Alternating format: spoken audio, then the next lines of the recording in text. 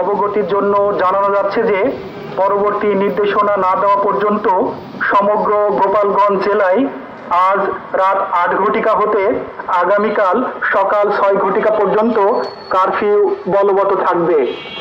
উল্লেখ্য, জরুরি পরিষেবা যেমন অ্যাম্বুলেন্স, ফায়ার সার্ভিস, বিদ্যুৎ সরবরাহ সংস্থা এবং কারফিউ পাশধারী গণমাধ্যম কর্মী এর আওতামুক্ত থাকবে। আদেশক্রমে জেলা ম্যাজিস্ট্রেট গোপালগঞ্জ, প্রচারে জেলা তথ্য অফিস গোপালগঞ্জ।